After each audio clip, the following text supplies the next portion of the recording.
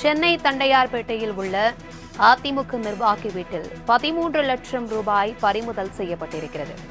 பெண் நிர்வாகி வீட்டில் 13 லட்சம் தற்பொழுது போலீசார் பறிமுதல் செய்திருக்கிறார்கள். இதுகுறித்தான கூடுதல் விவரங்களுடன் இணைகிறார் எமது செய்தியாளர் ராகவேந்தர். வணக்கம் ராகவேந்தர். பெண் அதிகாரி அதாவது அதிமுக நிர்வாகி வீட்டில் 13 லட்சம் ரூபாய் பறிமுதல் செய்யப்பட்டிருக்கிறது. விவரங்களை பகிர்ந்துக்கோங்க. வணக்கம் பிரபாவதி.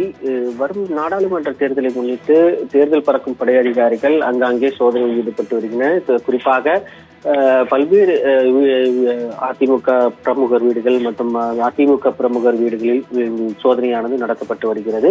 இந்த நிலையில் ஸ்ரீ காசிமேடு புதிய அமரஞ்சிபுரம் பகுதியில் 13 பணம் பறிமுதல் செய்யப்பட்டிருக்கிறது. அங்கு பணம் வைக்கப்பட்டிருப்பதாக அதிமுக நிர்வாகி கீதா என்பது வீட்டில் பணம் கட்டுக்கட்டாக இருப்பதாக தேர்தல் பறக்கும் படையினருக்கு அதிகாரிகளுக்கு ரகசிய தகவல் கிடைத்தது.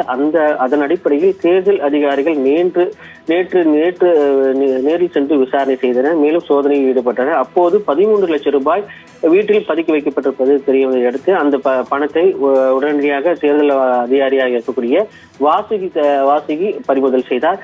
பறிமுதல் செய்ததோடு அங்கு இருக்கக்கூடிய இது தொடர்பான பணம் எப்படி வந்தது என்பது குறித்து விசாரணையும் நடத்தியிருக்கிறார். இதையடுத்து அந்த 13 லட்சம் ரூபாய் பணமானது பறிமுதல் செய்யப்பட்டு நேற்று தேர்தல் பறக்குமுறை அதிகாரி அலுவலகத்துக்கு கொண்டு வரப்பட்டது.